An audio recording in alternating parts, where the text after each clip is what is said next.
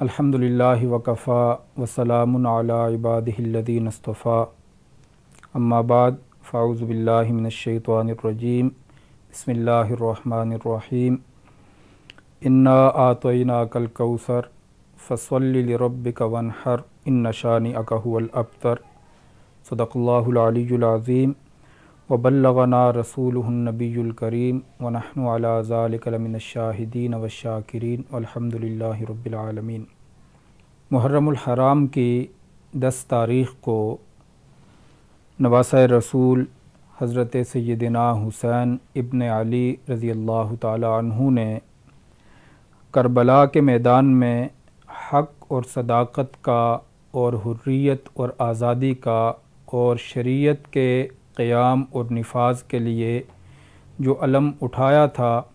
اس علم کو ایک مقصد اور ایک منزل تک پہنچانے کے لیے جام شہادت نوش کیا۔ حضرت سیدنا حسین ابن علی رضی اللہ تعالی عنہ کی یہ لازوال اور عظیم قربانی رہتی دنیا تک ایک مثال قائم کر گئی اور رہتی دنیا تک لوگوں کی یادوں میں، تاریخ کی کتابوں میں اور مختلف لوگوں کے اندر مختلف انداز میں اس قربانی کے جو اثرات ہیں وہ باقی جاری و ساری رہیں گے۔ حضرت سیدنا حسین ابن علی رضی اللہ تعالی عنہ کا جو مقام، مرتبہ، حیثیت ہے وہ پیش نظر رہنی چاہیے۔ حضرت سیدنا علی رضی اللہ تعالی عنہ کے صاحبزادے ہیں۔ حضرت سیدہ فاطمہ رضی اللہ تعالی عنہا، جنہیں حضور اکرم صلی اللہ علیہ وسلم نے جنت کی عورتوں کا سردار قرار دیا، ان کے صاحبزادے ہیں اور خود حضور اکرم صلی اللہ علیہ وسلم کے نواسے ہیں۔ اس رشتے کو فطری انداز میں دیکھنا چاہیے۔ جیسے فطرت کے طور پر انسان کی محبت اپنی اولاد کے ساتھ، اپنے نواسوں کے ساتھ، اپنی اولاد کی اولاد کے ساتھ، اپنی بیٹیوں کے ساتھ اور اپنی بیٹیوں کے اولاد کے ساتھ ہوتی ہے، اسی فطری انداز میں حضور اکرم صلی اللہ علیہ وسلم کے ساتھ جو ان کے نواسوں کا رشتہ اور تعلق تھا، اس کو دیکھنے کی ضرورت ہے۔ حضرت سیدنا حسین ابن علی رضی اللہ تعالی عنہ کو حضور اکرم صلی اللہ علیہ وسلم ہمیشہ اپنے ساتھ رکھتے تھے اور ایسے بے شمار واقعات محدثین نے اپنی کتابوں میں بیان کیے کہ جن واقعات سے حضور اکرم صلی اللہ علیہ وسلم کی جو شفقت اور محبت تھی اپنے نواسوں کے لیے، حضرت سیدنا حسین اور حضرت سیدنا حسن ابن علی رضی اللہ تعالی عنہما کے لیے، اس کا کچھ اندازہ ہوتا ہے۔ حدیث کی کتابوں میں یہ واقعہ بیان ہوا کہ حضور اکرم صلی اللہ علیہ وسلم ایک مرتبہ مسجد نبوی شریف میں خطبہ ارشاد فرما رہے تھے تو آپ نے دیکھا کہ حسن اور حسین رضی اللہ تعالی عنہ مسجد کے دروازے سے داخل ہوئے اور رش کی وجہ سے گرتے پڑتے صفوں کو چیرتے جو ہے وہ آنے لگے، تو نبی علیہ الصلوۃ والسلام نے خطبہ دینا چھوڑ دیا اور ممبر سے نیچے اترے اور حضرت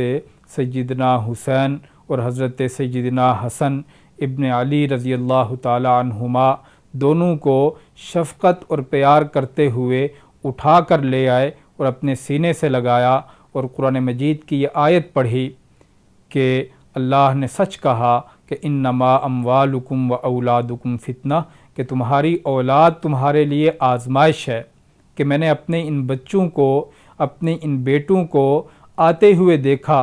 اور انہیں کچھ مشکل میں دیکھا تو مجھ سے یہ برداشت نہ ہو سکا اور میں ان کو سنبھالنے کے لیے اور ان کو اٹھانے کے لیے خطبہ چھوڑ کر جا کے ان کو اٹھا کر لایا۔ ایسے ہی بے شمار محبت کے اور شفقت کے اور حضور اکرم صلی اللہ علیہ وسلم کے اپنے ان پیارے نواسوں کے ساتھ جو نبی علیہ الصلوۃ والسلام کا ایک پیار کا تعلق تھا، اس کے بے شمار واقعات محدثین نے اپنی کتابوں میں بیان فرمائے۔ حضرت سیدنا حسین رضی اللہ تعالی عنہ کی قربانی، حضرت سیدنا حسین ابن علی رضی اللہ تعالی عنہ کا مدینہ منورہ سے نکلنا کس مقصد کے لیے تھا؟ حضرت سیدنا حسین ابن علی رضی اللہ تعالی عنہ کو مدینہ منورہ میں مذہبی قیادت اور پیشوائی کا جو منصب تھا اور حضور اکرم صلی اللہ علیہ وسلم کا اس جگہ پر جو جانشینی کا معاملہ تھا وہ پوری طرح انہیں حاصل تھا، لیکن اس کے باوجود حضرت سیدنا حسین ابن علی رضی اللہ تعالی عنہ نے نکلنا ضروری سمجھا اور اپنے پورے خاندان کے افراد کو لے کر، اپنے پورے جو خاندان کے لوگ تھے ان کو لے کر نکلے، اس لیے کہ انہیں یہ چیز محسوس ہوئی، انہیں یہ چیز نظر آئی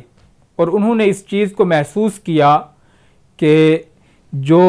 اقتدار اور خلافت اور حکومت قائم ہو چکی ہے اور جن افراد کے ہاتھوں میں اب اس کا اقتدار اور اختیار آ چکا ہے، یہ اپنی حکومت کو اور اپنے اختیار کو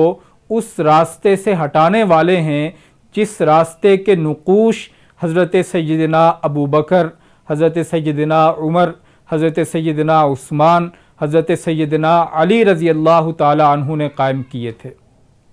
ان عظیم المرتبت شخصیات نے خلافت کے، حکومت کا اور اختیار کا جو ایک معیار قائم کیا تھا، اس معیار سے اس چیز کو ہٹایا جا رہا ہے، تو حضرت سیدنا حسین ابن علی رضی اللہ تعالی عنہ نے اس چیز کو گوارا نہ کیا اور اپنے پورے خاندان کو لے کر میدان عمل میں اتر آئے اور اس چیز کی کوشش کی کہ اس اختیار کو اور اقتدار کو اور حکومت کو اسی منہج پر اور اسی راستے پر اور اسی معیار پر برقرار رکھا جائے جس معیار پر تاریخ اسلام کی ان عظیم المرتبت شخصیات نے قائم کیا تھا۔ اسی مقصد کے لیے اور اسی مشن کے لیے اور اسی منزل کو پانے کے لیے انہیں اقتدار کی حرص اور ہوس نہیں تھی، انہیں اقتدار کی چاہت نہیں تھی، وہ قدر و منزلت انہیں حضور اکرم صلی اللہ علیہ وسلم کے نواسا ہونے کے ناطے پہلے سے حاصل تھی۔ بادشاہوں کو اور خلافت پر اس زمانے کے جو لوگ بیٹھے ہوئے تھے ان سے زیادہ قدر و منزلت حضرت سیدنا حسین رضی اللہ تعالی عنہ کو پہلے سے حاصل تھی۔ حضرت حسین رضی اللہ تعالی عنہ کا نکلنا شریعت کی بالادستی کے لیے تھا، حکومت کو اور اقتدار کو اس منہج پر قائم رکھنے کے لیے تھا جو منہج حضرت ابو بکر، حضرت عمر، حضرت عثمان اور حضرت سیدنا علی رضی اللہ تعالیٰ عنہ نے قائم کیا تھا۔ تو محرم کے یہ ایام اور محرم الحرام کے یہ جو دن ہیں، یہ دن ہمیں اس چیز کی دعوت دیتے ہیں کہ ہم حضرت سیدنا حسین رضی اللہ تعالیٰ عنہ کے پیغام کو سمجھیں، ان کی قربانی کے مقصد کو سمجھیں اور ان کا اللہ کی راہ میں نکل کر اتنی عظیم قربانی دینے کا جو مشن تھا اور جو نیت اور ارادہ تھا اس کو سمجھیں۔ اللہ تعالی ہمیں عمل کرنے کی توفیق عطا فرمائے۔ وما علینا الا البلاغ۔